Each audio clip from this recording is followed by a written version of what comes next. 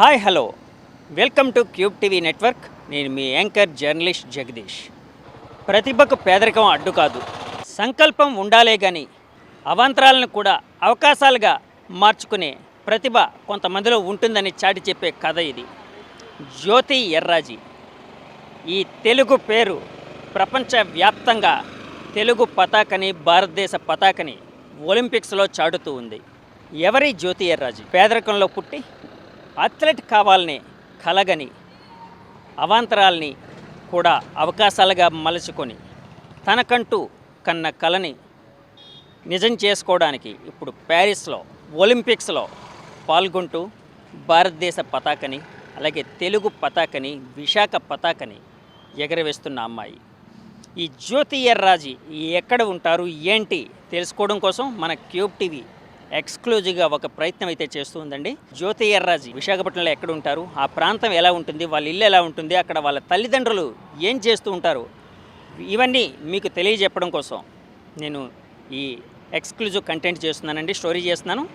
Skip చేయకుండా చూడండి. ఒక అద్భుతమైన ఇన్స్పైరింగ్ స్టోరీని మీరు చూస్తారు, వింటారు, కంటారు. ఇప్పుడు మనం విశాఖపట్నానికి, అంటే విశాఖపట్నంలోనే ఆర్టీసీ కాంప్లెక్స్ అనే ప్రాంతానికి ఒక 3 కిలోమీటర్ల దూరంలో ఉన్న ఈ ప్రాంతం పేరు కైలాసపురం అండి. ఇక్కడ కైలాసపురంలో అంటే ఇలా ఈ రోడ్ అంతా చూస్తున్నారు కదా, ఇది ఒక హైవేకి పక్కగా ఉన్న ప్రాంతం అండి ఇది. ఈ ప్రాంతంలోనే లోపల ఎక్కడో జ్యోతి ఎర్రాజీ నివసిస్తున్నారని తెలిసిందండి. సో అక్కడి వరకు వెళ్దాం, ఆ ప్రాంతం ఎలా ఉందో తెలుసుకునే ప్రయత్నం అయితే చేద్దామండి.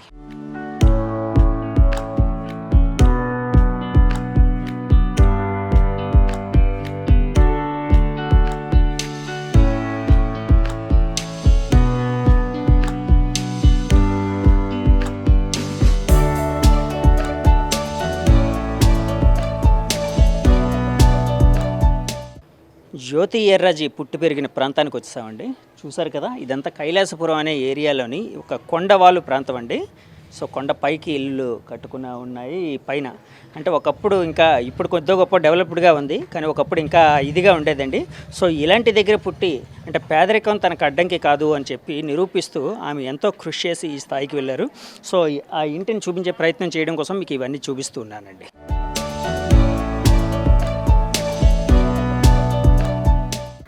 జ్యోతి ఎర్రాజీ గారి ఇంటికి వెళ్లే ముందే ఇక్కడ కొంతమంది స్థానికులు అయితే కనిపించారండి. సో స్థానికులతో మాట్లాడి అసలు ఆ అమ్మాయి కోసం తెలుసుకునే ప్రయత్నం, అంటే ఇప్పటి వరకు ఎవరు ఈ ప్రయత్నం అయితే చేయలేదు. సో నేను చేస్తున్నాను. ఆ అమ్మాయి కోసం కొత్త విషయాలు ఏమైనా వీళ్ళు ఏం చెప్పగలుగుతారేమో తెలుసుకునే ప్రయత్నం అయితే చేద్దామండి. అమ్మ నమస్తే. అమ్మ నా పేరు నరసమ్మ గారు, శ్రీనివాస ఆవిడని. చాలా పేద కుటుంబము. అలాగ వాళ్ళ అమ్మ నాన్న కష్టపడి ఆడపిల్ల అంత చదవద్దు అనుకొని అన్నారు, కానీ ఆవిడ కుశిదాలతో పడిదలతో మా అందరం మ్యారేజ్ చేసుకోమన్నా సరే, లేదంటే నాకు చాలా ఇష్టం ఉంది, ప్రభుత్వం నాకు ఇది ఉంది అనుకొని చాలా సంతోషం. మొన్న ఇక్కడ అన్ని సన్మానం చేసాం మా ఈదోళ్ళం అందరం. ఇప్పుడు ఇంకా మేము టీవీలు చూసి రోడ్డు మీదకి వచ్చామండి. కాదమ్మా మీకు అదే అమ్మా, కాదమ్మా చిన్నప్పటి నుంచి ఆ అమ్మాయిని చూస్తూ ఉన్నారా మీరు? ఇక్కడేనా ఫస్ట్ నుంచి? సొంత ఇల్లేనండి. ఓకే సరే. కాదు, చిన్నప్పటి నుంచి చూస్తున్నా అంటే మీ కళ్ళెదురుగా పెరిగిన అమ్మాయి ఇప్పుడు మన దేశాన్ని రిప్రజెంట్ చేస్తూ ప్యారిస్ ఒలింపిక్స్లో అంటే టీవీల్లో కనిపించడం, ఒక అంటే భారతదేశ జెండాను మోస్తూ ఉండడం మా ఏరియా కల్లండి చాలా సంతోషము. మా అందరం మ్యారేజ్ చేసుకోమని ఆంటీ వద్దా ఆంటీ మీరు ఇలాగే అంటారండి, నాకు ఇంట్రెస్ట్ ఉన్నది అనుకొని చాలా మంచిగా చెప్పింది. ఇక్కడే చిన్న చిన్న పిల్లండి, ఇలాగా ఇక్కడ మాకు ట్యాంకీ వచ్చిందండి, నీళ్ళు పట్టుకొని చేసుకొని వాళ్ళ అమ్మ నాన్న వాసిమెన్గా డాడీ డ్యూటీ చేశారు. వాళ్ళ అమ్మమ్మ వట్టలను పని చేసుకొని, వాళ్ళ అన్నయ్యేమో మా అమ్మ కష్టపడుతుంది అనుకొని వాళ్ళ అన్నయ్యేమో మానేసి వాళ్ళ అమ్మ కొద్దిగా హెల్ప్ చేశారు. చాలా కాదమ్మా, చిన్నప్పటి నుంచి అంటే ఈ ప్రాంతం ఇప్పుడైతే ఇలా ఉంది, ఒకప్పుడు ఎలా ఉండేది ఈ ప్రాంతం? బస్సులు గిసులు ఏట్లేవండి. వాళ్ళ అమ్మగారు అక్కడ డిఎల్బి స్కూల్కి దిగబెట్టుకొని నడిపించుకొని వెళ్ళేది. మళ్ళీ ఆ టైం కూడా వస్తే ఆడపిల్లలు రావద్దు చెయ్యొద్దు అనేవాళ్ళు. అంతే అమ్మ ఏం పర్వాలేదు, నాకు అందరూ పెంటస్ తెలుసు, నువ్వేం భయపడవద్దు, నాకు ఇంట్రెస్ట్ ఉన్నది, పోర్సులో ఇంట్రెస్ట్ ఉన్నది, నన్ను ఎప్పటికైనా సాధిస్తాను. వాళ్ళు మాయ కొడుక్కి చేసుకోమన్నారండి, వాళ్ళ అమ్మగారు చేసుకోమన్నారండి. చేసుకోను, నన్ను ఏదైనా సాధించాలా, నేను ఒక ఇల్లు లేదు మనకి, ఇల్లు కొట్టుకోవాలా, చాలా సందులోటండి వెళ్ళడానికి ఇంకా ఇబ్బంది అండి. అది అతనికి తెలిసి వీళ్ళందరూ చిన్న అమ్మాయిని ఇప్పుడు చూస్తుంటే మీకు చాలా గర్వంగా ఉందండి. టీవీలు చూసి మేము రోడ్డు మీద పరిగెట్టి వచ్చామండి, కుమార్ అంటే అందరికి చూసి. Thank you sir. నమస్తే, మీ పేరేంటి? వీరబాబు అండి. వీరబాబు గారు జ్యోతి ఎర్రాజు గారి కోసం మీకు తెలుసా ఏమైనా? పాప చాలా కష్టపడి పైలోకి వచ్చిందండి. అది ఆ పిల్లని చూస్తే మాకు చాలా గర్వం అండి. ఎందుకంటే నాకు 3 ఆడపిల్లలు. ఆటో వేసుకొని నా పిల్లలు చదివించుకున్న ఆ పాప ఇలా చేస్తున్న స్పోర్ట్స్కి వెళ్తుందంటే మాకు సంతోషం అండి. మా వీధికి మొన్న సన్మానం చేసాం ఈ కమిటీ హాల్లో ఆ పాపకి. అంటే చిన్నప్పుడు ఆ అమ్మాయి స్పోర్ట్స్ మీద దృష్టి పెడుతూ ఉందంటే ఎవరైనా ఎందుకు ఈ అమ్మాయి చదువుకోకుండా అలా చేస్తుందని అనుకున్నారా? ఎవరో అనుకోవచ్చు అండి. అది మీరేమైనా అలా మేము ఎప్పుడు ఎలా అనుకోవడం. పిల్లలకి ఆడపిల్లలకి మనం ఎంకరేజ్మెంట్ ఇవ్వాలండి. ఆ ఎంకరేజ్మెంట్ ఇస్తే ఆ పిల్లలు బాగుంటారు. అదే ఆ అమ్మాయిని టీవీలో చూడగలే ఏమనిపిస్తుంది మీకు? ఎవరైనా మన ఆడపిల్లలు అంటే మన దేశానికి గర్వం కదండి. అది ఓకే అదే అండి. సరే, థ్యాంక్ యూ.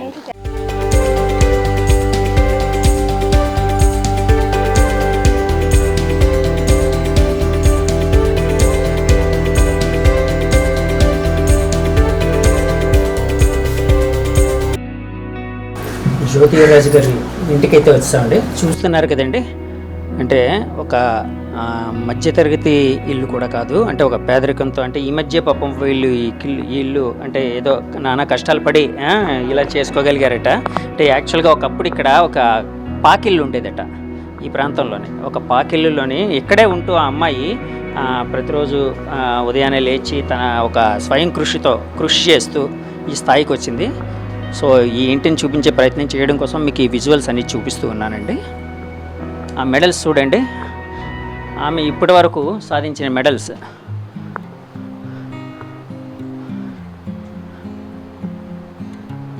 అంటే ఒక ఇది ఉందండి, కొంతమంది యువకులు పుట్టుకతో వృద్ధులు, కొంతమంది వృద్ధులు నవయవ్వన యువకులు అని. అంటే యాక్చువల్గా కృషి ఆ పట్టుదల ఉంటే వయసు అనేది అడ్డంకి కాదు. ఈమె అతి చిన్న వయసులోనే ఈ స్టేజ్కి వెళ్ళి ఇన్ని మెడల్స్ సాధించి దేశాన్ని ప్యారిస్లో రిప్రజెంట్ చేస్తూ, అంటే ఒలింపిక్స్లో రిప్రజెంట్ చేస్తూ ఆ స్థాయికి వెళ్ళారంటే ఎంత కృషి చేసి ఉంటారో, ఎంత కష్టపడి ఉంటారో మనకు తెలుస్తూ ఉందండి. వీటన్నిటిలో ఆమె కష్టం కనిపిస్తూ ఉందండి, ఆమె కృషి పట్టుదల కనిపిస్తుంది మనకి. అంటే ఇది ఒక ఇన్స్పైరింగ్ స్టోరీగా ఎంతోమంది యువత ఇలాంటి జ్యోతి గారు లాంటి వాళ్ళని ఇన్స్పైరింగ్గా తీసుకుంటే వాళ్ళు అనుకున్న రంగంలో అనుకున్నది సాధించవచ్చు, పేదరికం అడ్డంకి కాదు అనేది మనం తెలియజెప్పడం జరుగుతూ ఉందండి. ఏషియన్ గేమ్స్లోని సిల్వర్ మెడల్ గెలుచుకున్నప్పుడు ఆ ఆనందం అండి. సో చూసారు కదండి, ఒక అంటే దేశాన్ని తన భుజాల మీద గెలిపించిన ఆనందం కనిపిస్తూ ఉందండి ఆ ఫోటోలోని, జ్యోతి ఎర్రాజు గారి మొహంలోని. ఈ ఫ్రేమ్స్లో ఉన్న ఫొటోస్ చూస్తూ ఉన్నాం కదండి, ఇవి నేషనల్ గేమ్స్లో ఆమె 2022 అంటే 2 ఏళ్ల క్రితం ఆమె పార్టిసిపేట్ చేసినప్పుడు, జ్యోతి గారు పార్టిసిపేట్ చేసినప్పుడు అప్పుడు ఫోటోలు అండి. మొత్తం ఆ లోగోలు ఇవన్నీ 400 మీటర్స్ రిలేలోని అండ్ 100 మీటర్స్ హర్డల్లోని గోల్డ్ అండ్ సిల్వర్ 2 గోల్డ్ అండి. 2 గోల్డ్ గెలుచుకున్నారటండి. సో చూసారు కదండి, అంటే ఆమెకి సంబంధించిన అంటే ఇలాంటి ఎన్నో విశేషాలు అయితే ఉన్నాయండి. ఇవన్నీ మనకు ప్రేక్షకులకు తెలియజెప్పడం నా ఉద్దేశం అండి. మనతో పాటు ఇప్పుడు జ్యోతి ఎర్రాజు గారి పేరెంట్స్ అయితే ఉన్నారండి. తల్లిగారు ఉన్నారు, అలాగే వాళ్ళ తండ్రి గారు లోన కొంచెం అనారోగ్యంతో ఉండడం వలన లోన్ ఉన్నారు. సో వాళ్ళ తల్లిగారు అండ్ అన్నగారు ఇద్దరు ఉన్నారండి. వాళ్ళతో మాట్లాడే అసలు జ్యోతి ఎర్రాజు గారు ఎలా ఈ రంగంలోకి వచ్చారు, ఆమె ఏ విధంగా అంటే కృషి చేశారు, ఇలాంటి విషయాలన్నీ తెలుసుకునే ప్రయత్నం అయితే చేద్దామండి. అమ్మ నమస్తే. అమ్మ అంటే ఫస్ట్ ఆఫ్ ఆల్ కంగ్రాచ్యులేషన్స్. ఎందుకంటే ఎవరికో 100కో 1 ఒకరికి దక్కుతుంది అవకాశం, అంటే మన భారతదేశాన్ని రిప్రజెంట్ చేస్తూ ఒలింపిక్స్లో పార్టిసిపేట్ చేయడం. ఆ అవకాశం మీ అమ్మాయికి దక్కింది. సో ఆ అవకాశం దక్కింది అనడం కంటే కూడా ఆ అవకాశాన్ని ఆమె అందబుచ్చుకుంది తన కృషి పట్టుదలతో. అంటే ఆమె చేసిన ఎంతో కృషి చేస్తే కానీ, ఎంతో పట్టుదలతో ప్రయత్నిస్తే కానీ ఆ కళ సాకారం అయ్యి ఉండదమ్మా. అదైతే మాకు అర్థమవుతుంది. సో దానికి సంబంధించి మేము కొన్ని క్వశ్చన్స్ అడుగుతాం, మీతో కొన్ని విషయాలు తెలుసుకునే ప్రయత్నం అయితే చేస్తామమ్మా. చిన్నప్పుడు అసలు అంటే మామూలుగా తల్లిదండ్రులు ఎవరైనా పిల్లలు బాగా చదువుకోవాలి, స్కూల్కి వెళ్ళి చదువుకోవాలి, ఉద్యోగాలు చేయాలి ఇలా అని అనుకుంటారు కదా. అంటే మీ అమ్మాయి ఈ రంగంలోకి ఎలా వచ్చారు, ఈ రంగంలోకి వచ్చినప్పుడు మీ అమ్మాయిని మీరేమైనా మందలించారా, ఏంటి ప్రోత్సహించారా? చిన్నప్పుడు కండి ఫోర్ట్ స్కూల్లో ఉండేవారు, పాప నేషన్ స్కూల్లోని. తను ఏంటంటే చదువుతున్న పిల్లలకి గేమ్స్ మప్పేవారండి. మేము ఏంటంటే ఒకప్పుడు పంటలు ఫలిసాయాలు లేక మాది అసలు రండి రేవడి పద్మనాభం దగ్గర మధ్యపేట అండి మా ఊరు. అయితే మా మ్యారేజ్ అయిన వెంటనే ఇంకా పనులు పాటలు లేక ఇది చేయక పతనానికి కానీ పిల్లల్ని తీసుకుని వచ్చేసామండి ఇక్కడికి. వచ్చిన తర్వాత ఏదో చిన్న అప్పుల్లోని కొండ మీద చిన్న చిన్న ఇల్లు ఉంటే ఏదో అంతకు కొనుక్కొని వాళ్ళకి మామూలుగా నివాసి చదిరి కొట్టుకునే పరిస్థితి ఉంటే అక్కడ ఉండేవారు. అందులో పిల్లల్ని ఎక్కడ చెయ్యాలంటే అప్పుడు గవర్నమెంట్ స్కూల్ ఉందామంటే అనగానే అప్పుడు మన పోటీ స్కూల్లో వేసామండి పాపని. వేస్తే 5వ క్లాస్ కాండి ఇంకా 5వ తరగతి పిల్లని వేసాము. అక్కడ కాండి పిల్లలు ఏంటంటే చురుగ్గా ఉండేది, చిన్నప్పుడు కాండి చాలా చురుగ్గా మాట్లాడడం చేయడం అన్నీ బాగానే ఉండేది. ఆ స్కూల్లో వేసామండి. స్కూల్లో వేస్తే స్కూల్లో చదువుతున్నాం పాప ట్రైనింగ్ మప్పేవారండి. ట్రైనింగ్ మప్పుతుంటే నేనేమో సరే అప్పుడు నేను ఏంటంటే కొంచెం అతనికి ఆరోగ్యం బాగుండేది కాదు, నేను పనిలోకి వెళ్ళేదండి. బాబు చిన్నోలే అప్పుడు చిన్న పిల్లలు.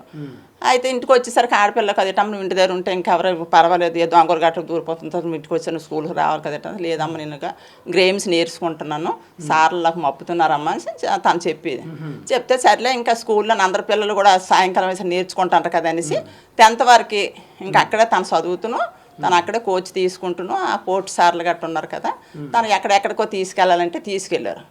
అది స్కూల్ తరపున ఎక్కడికో ఆడించితే అప్పుడు ఫస్ట్ గోల్డ్ పాప కొట్టిందండి. ఫస్ట్ గోల్డ్ కొట్టగానే ఈ పాపని మేము ఎంతవరకు తీసుకెళ్తాను పోటీ సార్లు ఏంటన్నారంటే, అమ్మ ఈ పాపని మేము ఎక్కడికైనా పంపిస్తాను నీకు అభ్యంతరం ఏంటమ్మ అడిగా. వద్దండి మా చూస్తే పేదవాళ్ళు అలా చూస్తే ఆరోగ్యం బాగోలేదు, ఆడపిల్ల ఎక్కడికైనా పంపించలేదు, మా భయం వేస్తుందండి, వద్దండి అంటే నేను అనేసి వెళ్ళిపోయాను స్కూల్ కాండి.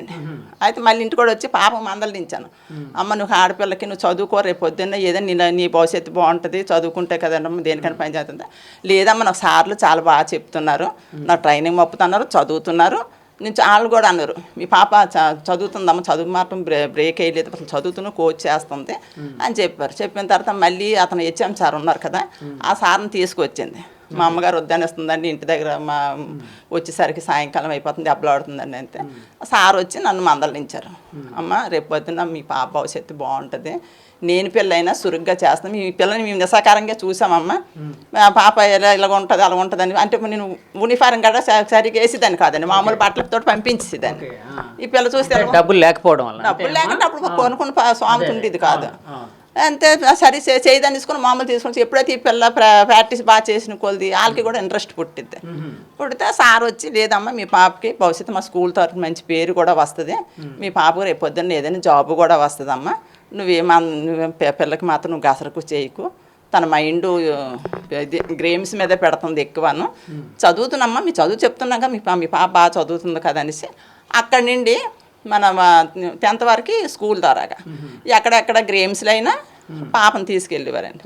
తీసుకెళ్తుంది ఎక్కడికి వెళ్ళా తిరుగుండేది కదండి, ఎక్కడికి వెళ్ళా గోల్డే తెచ్చేది, సెకండ్ కానీ థర్డ్ కానీ ఇలాగ వచ్చేది కాదు, ఫస్టే వచ్చేది. అలాగా మన ఎక్కడ హైదరాబాద్ తీసుకెళ్ళారు, మరి గుంటూరు తీసుకెళ్ళారు హాస్టల్ ద్వారాగాను. అయితే నేను అనేదాన్ని ఏమిటి ఆడపిల్ల కదండి మా భయం వేస్తుంది అంతే, లేదమ్మా అనేసి హైదరాబాద్లోని రమేష్ సార్ అనేసి తను ఫోన్ చేసి మీ పాపకి ఏదైనా రేపు వచ్చిన బాధ్యత మాదమ్మ, మేము బాగా చూసుకుంటామనేసి అక్కడ మెల్లగొట్టిందండి. హైదరాబాద్లో కూడా మెల్లగొట్టింది. ఎక్కడెక్కడికో తీసుకెళ్ళారు, రమేష్ సార్ తీసుకెళ్ళారు. తీసుకెళ్ళిన తర్వాత అప్పుడు ఒకసారి కాలు రాడ్ దేవబడిపోయింది, పెరగొడుతుండగా రాడ్ దేవబడిపోయి ఒక 4 రోజులు బెడ్ మీద ఉండిపోయింది. వాళ్ళ నాన్నగారు చూస్తే ఆరోగ్యం బాగాలేదు. నేను వచ్చి అమ్మ ఆడపిల్లవి రేపు పొద్దున్న ఏమైనా అయితే నీ భవిష్యత్తు ఏంటమ్మా, నాన్నగారు చూస్తే ఇలా బాగాలేదంటే, లేదమ్మా నేను బాగా చేస్తున్నాను, నేను సాధిస్తాను కూడా, మన పరిస్థితి చూస్తే బాగాలేదు కదా, నాకు పోలీస్ జాబ్ అయినా వస్తుందమ్మా, నేను మంచి మెడల్ కొడితే నాకు పోలీస్ జాబ్ అయినా వస్తుంది కదేటమ్మా, నువ్వు నిరాశ పడక నాకు దగ్గర చెప్తాను. తను వెళ్ళేదండి, వెళ్తుండే మన 2 రాష్ట్రాలు వేరు పడిపోయేవి. అప్పుడు ఆ రాష్ట్రానికి ఈ రాష్ట్రం మన వేరు పడిపోతే అప్పుడు నేను ఇంకొక ఎవరో సారు మేడం అన్నారట, ఒరిస్సాలోని నీకు మంచి కోచ్ ఉన్నారమ్మా, అక్కడ నువ్వు వెళ్తే నువ్వు బాగా చేస్తాను కానీ నువ్వు ఎక్కడికి వెళ్ళే తిరగలేదు కాబట్టి నీకు అక్కడికి వెళ్తే మాత్రం నీకు బాగా మొప్పుతారమ్మనేసి ఇంక అక్కడి నుండి రిలయన్స్ వాళ్ళు తీసుకెళ్ళిపోయారు భువనేశ్వరం. నుండి అక్కడి నుండి బొంబాయి నుండి అక్కడ ఒక 2 సంవత్సరాలు నేర్చుకుందండి. అక్కడి నుండి మరి ఇప్పుడు మనం ఒలింపిక్స్ సెలక్షన్ అయ్యింది అనగానే మా తల్లిదండ్రికి ఎంత ఆనందంగా ఉంది. తను కష్టపడ్డదండి, ఎందుకంటే ఫస్ట్ నుండి మన పేదరికం మంచి ఇల్లు కావాలి, నాన్నగారు చూస్తే బాగుంది, అమ్మ కష్టపడుతుంది, అన్నయ్య చూస్తే మరి అన్నయ్య కూడా కష్టపడుతున్నాడు, అన్నయ్య చదువు కూడా మానేశాడు. తన మైండ్లో ఏంటంటే ఎప్పటికైనా దేశానికి మంచి పేరు తేవాలి, తల్లిదండ్రికి మంచి పేరు తేవాలి. మరి గ్రామానికి అందరికి ఒకప్పుడు సూటిపోటు మాటలు కూడా ఆడేవారు, కుమారి భయం చెప్పలేదు, ఆడపిల్లని ఒగ్గిసింది అలా చెప్పలేదు అంటే నేను ఒకసారి ఏడ్చి అమ్మకి చెప్పాను మా పాపకి, అమ్మ ఇలాగ అంత ఉన్నారు చేస్తున్నారు, రేపు పొద్దున్న ఏమైతే అమ్మ వాళ్ళు మంచి జరిగినా చెప్పుకుంటారు, చెడ్డ జరిగినా చెప్పుకుంటారు, వాళ్ళ మాటలు నువ్వు పట్టించుకోకు, నేను మాత్రం నేను ధైర్యంగా వెళ్ళి వస్తానమ్మా అని చెప్పింది. తను ఎప్పుడైతే నాకు ఆ ధైర్యం చెప్పింది, మేము కూడా దాన్ని మరి ఇంకేం అనలేదండి. ఎక్కడికి వెళ్ళాను సాధించుకొస్తానమ్మని తల్లిదండ్రులు ఇగో ఈ పోలీసు లేబట్ వాళ్ళు అందరూ మీ పాప ఏటమ్మా మన ఇంటర్నేషనల్కి వెళ్ళింది మొన్న, మన ఇప్పుడు ఒలింపిక్ సెలక్షన్ అయ్యింది, ఇంకా అందరూ సంతోషం పడుతున్నారండి మా గ్రామంలో అందరూ. అమ్మ ఫస్ట్ టైము అంటే మీ పాప గోల్డ్ కొట్టింది అన్నారు కదా, ఏ టైం అమ్మా? అంటే స్కూల్ తరపున వెళ్ళి గోల్డ్ కొట్టారు అన్నారు. స్కూల్ తరపున 10th దాటిన తర్వాత, 10th అయిపోయిన తర్వాత, 10th అయిపోయిన తర్వాత ఫస్ట్ ఇప్పుడు తన ఆటల గురించి మాకంత పెద్దగా అవగాహన తెలియదండి, కానీ ఇప్పుడంటే తెలుస్తుంది. ఇంత కష్టపడబట్టి ఎంతవరకు వెళ్ళిందని ఇప్పుడు తెలుస్తుంది. అప్పుడు ఏదో ఆటలతో ఆడుకుంటుందిలే పిల్ల, వెళ్తుందిలే వస్తుంది అనేసుకుంటారని తప్పించి ఇప్పుడు ఏంటంటే ఫస్ట్ నుండి ఉన్నాయి ఆ మెడల్స్లు అన్నీ ఇక్కడే ఉన్నాయి సార్. ఆ మెడల్స్ అన్నీ ఇక్కడే ఉన్నాయి. తనగాడ కొన్ని ఉన్నాయి. అమ్మ నాకు మరి మంచి ఇల్లు ఒకటి లేదు, మరి ఇక్కడ ఎక్కడ పెట్టుకుని గిఫ్ట్కి అట్లకి లేవని కొన్ని ఒట్టు కలిపాను, తనతోటే అక్కడే ఉన్నాయి. అంటే ఎక్కడ ఉంటారమ్మా జ్యోతి గారు? ఇప్పుడు ఎక్కడ ఉంటున్నారు ఎక్కువ? ఇప్పుడు బొంబాయిలో అనమాట, ప్రైవేట్ కోచ్ పెట్టి కోచింగ్ అంతా అక్కడే తీసుకుంటారు. ఫారెన్ కోచ్ నుండి అక్కడే ఉంటుంది. అక్కడి నుండి మరి మన ఒలింపిక్స్ సెలక్షన్ అయింది మనగానే ఎంతో సంతోషంగా ఉంది. తను మన దగ్గర చెప్తుందండి ఇంకా అంతే. అమ్మా అలాగే మీ ఆయన గారితో మాట్లాడే ప్రయత్నం, మీ శ్రీవారితో మాట్లాడే ప్రయత్నం పర్లేదు ఒక్కసారి, అంటే కంగ్రాట్స్ చెప్తాం ఆయనకి, ఒక్కసారి పిలవండి. మనతో పాటు ఇప్పుడు జ్యోతి ఎర్రాజు గారి ఫాదర్ అయితే ఉన్నారండి. సో ఆయనతో మాట్లాడి కొన్ని విషయాలు తెలుసుకునే ప్రయత్నం చేద్దాం. సార్ నమస్తే అండి. సార్ కంగ్రాట్స్ అండి. ఫస్ట్ ఆఫ్ ఆల్ మీ అమ్మాయి అంటే ప్యారిస్ ఒలింపిక్స్లో మన భారతదేశంకి రిప్రజెంట్ చేస్తూ అక్కడికి వెళ్ళడం ఇదంతా మాకు ఆనందంగా ఉంది, గర్వకారణంగా ఉంది. మీకు కూడా గర్వకారణంగా ఉంటుంది. గర్వకారణంగా ఉంది. వెళ్ళింది ఒక మెడల్ తెస్తుందని మాకు సంతోషంగా ఉంది సార్. తెస్తుంది అనుకుంటాను, మరి ఏడు చేస్తే భగవంతుడు అయ్యా తెస్తుంది ఆలోచించుకొని వాళ్ళు అంటారు తెస్తుంది పర్వాలేదు ధీమాగానా, అంతే ఏడు చేస్తుంది. సార్ నిజం చెప్పండి, చిన్నప్పుడు మీ పాప స్పోర్ట్స్ అని వెళ్ళినప్పుడు ఎప్పుడైనా బాధపడ్డారా తల్లిదండ్రులుగా? అంటే చాలాసార్లు తల్లిదండ్రులు బాగా చదువుకోవాలి ఎలాగనుకుంటారు కదా. బాధపడారు అండి, బాధపడి వద్దంటే నాన్న సాధిస్తా నాన్న వెళ్తాము అని వాళ్ళ అమ్మతోటి వాళ్ళతో మాట్లాడి వెళ్ళేది. నల్లకుంటూ మరి ఎలాగైతే అలాగనే అనేసి ఒక చుట్టూ చెప్పాము. నాకు అదే తీస్తుంది, నేను వెళ్తాను గెలుస్తాను, నన్ను ఏదో ఒక జాబ్ అయినా వస్తుంది అనేసి ఆలోచించుకొని వెళ్ళేది, చదువుకుండేది, వచ్చేది, చూసుకుండేది.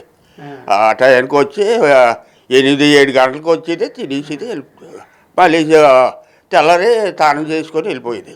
మీ పాప ఇప్పుడు అంటే దేశంకి రిప్రజెంట్ చేస్తూ రకరకాల పోటీల్లో పాల్గొంటుంది కదండి, ఏషియన్ గేమ్స్ ఇలాంటివన్నీ పాల్గొంది కదా, టీవీలో చూస్తూ ఉంటారా మీ పాప ప్రోగ్రామ్? చూస్తాం సార్, చూస్తాం, నమస్కారం చేసుకొని ఏమో భగవంతుడు ఇంతవరకు తెచ్చారో బాగా పేరు తెస్తే మంచిదని మా ఆలోచించుకుంటాను. మొన్న 2 ఏళ్ల క్రితం ఏషియన్ గేమ్స్లో 2022లో జరిగిన ఏషియన్ గేమ్స్లో 2 గోల్డ్ మెడల్స్ గెలుచుకుంది కదా మీ పాప. ఏమనిపించింది మీకు? చూడగానే ఏమనిపించింది? చూడగానే మంచి తండగా పొందినాము. అక్కడి నుంచి నేను కూడా తగ్గినాను, ఇంత ఆరోగ్యంగా మందులు వాడటం, శుభ్రంగా ఉండడము. అంటే అంతకుముందు బ్యాంగ్ ఉండేదా మీకు? బ్యాంగ్ ఉండేది, మందు తాగేది. ఇప్పుడు తగ్గించుకొని హ్యాపీగా పాప తెస్తుంది, పెళ్లి గట్ర చేసుకున్నాక ఆరోగ్యంగా ఉంటుందని నేను ఆలోచించుకుంటాను. మీరు ఏం చేసేవారండి? అది సెక్యూరిటీ చేస్తారు, సెక్యూరిటీ గార్డ్గా ఉండేవారా? ఎక్కడ ఏదైనా కంపెనీలోనా లేకపోతే బయట? వాళ్ళ ప్రైవేటే సార్, ప్రైవేటే. ఇప్పుడు ఇదిగో ఇక్కడ చేస్తాను డైమండ్ పార్క్ ఇక్కడ ఒక 8,000 ఇస్తారు, అలా చేసుకున్నా. ఇప్పుడు వెళ్తున్నారా? అంటే ఆరోగ్యం కొంచెం బాగాలేదండి. వెళ్తాను సరే, వెళ్తాను, అక్కడ ఏమి ఇది లేదు, వెళ్ళవారు ఆడవు కాదు. మరి వెళ్ళినప్పుడు ఎవరైనా మీ పాప ఇలాగా ప్యారిస్ ఒలింపిక్స్కి వెళ్ళిందంట, పలానా ఏషియన్ గేమ్స్కి వెళ్ళి అక్కడ వాళ్ళు అడుగుతారు, అడిగి అందరూ ఆనందిస్తారు. సెలవులు ఉన్నాయి కదా, సెలవు చూసుకొని అంత రోజు తెలిసిపోద్దు మా పెద్ద సార్కి, చూసుకొని అతనికి అలాగే పేపర్ అయినా ఈ సెలవులు చూసుకొని ఉంటారు. అతనే చెప్తుంటాడు, ఇలాగరా మీ పాప వచ్చింది, గెలుస్తుంది, మాట్లాడుతుంది, ఇలాగ ఫోన్లో చెప్తుంది అని చెప్తుంటారు సార్లు. మీకేమనిపిస్తుంది అప్పుడు? అప్పుడు నాకు ఆనందంగా ఉంటుంది సార్. అందరికంటే ఈ ప్రపంచంలో నేనే రాజుని అన్నట్టు అనిపిస్తుందా? ఆనందంగా ఉంటుంది. మరి ఈ పాప గెలిస్తే మరి సంతోషం అనేసి ఆనందంగా ఉంటుంది. ప్రపంచాన్ని జయించిన వాడు రాజు అంటే మీ అమ్మాయి ప్రపంచాన్ని జయించిన విధంగా అక్కడ మెడల్ తెచ్చిందంటే మీకు చూడగానే మీకు అలా అనిపిస్తుందా? ఆనందంగా అనిపిస్తుంది సార్. ఆనందంగా ఉంటుందా, దేవుడికి కూడా తెల్లారనేసి నమస్కారం చేసుకొని గెలుస్తుందని ఆలోచించుకుంటాను సార్. కాదు, ఏషియన్ గేమ్స్ అదే అంటే రిలేలో వాటిలో హర్డిల్స్లో పాల్గొన్నప్పుడు మీ అమ్మాయి గోల్డ్ మెడల్ సాధించింది కదా, అది చూడగానే వెంటనే టీవీలో ఇమీడియట్గా మీగా అనిపించింది చెప్పండి. ఏమైనట్టుగా అంటే మా పాప గెలిచిందని నాకు సంతోషంగా ఉండేది. అన్న బాగా సంతోషంగా చూసుకోండి.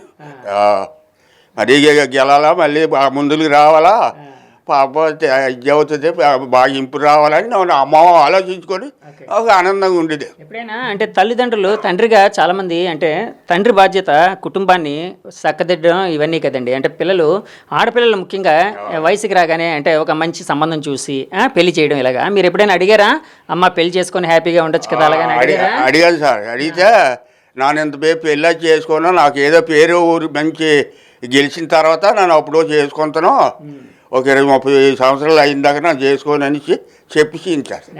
సంబంధాలు చూసినా నాకు అక్కర్లేదు, నాకు చేసుకోని ఎంత బేగే మీరు నా గురించి ఆలోచించుకో అన్నీ చేసేయండి అంటే అలా అబ్బాయి చేసి. కాదు, చిన్నప్పుడు పాప స్కూల్కి వెళ్ళి తర్వాత కష్టపడుతూ ప్రాక్టీస్ చేస్తూ ఇవన్నీ చేసేది కదా, అప్పుడు ఏమనిపించేది? ఎందుకు ఇంత అవసరమా అని ఏమైనా అవసరం అంటే మరి మాకే కదా మీకేమైనా అనిపించేది అలాగా అవసరమా ఇదంతా అని? అవసరం అంటే మరి చెప్తాను కదా, వెళ్ళేది వచ్చేది మనం పేదరికలో ఉన్నాము, అది ఏదో వచ్చి చూసుకొని వెళ్ళిపోయేది అంతే.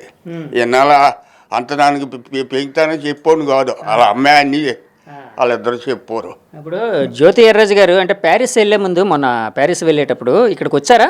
వచ్చి వెళ్ళారండి? రాలేదు డైరెక్ట్గా అలా వెళ్ళిపోయారు? రాలేదు, అన్నాలు పెట్టి రాలేదు, 2 సంవత్సరాలు పెట్టి రాలేదు.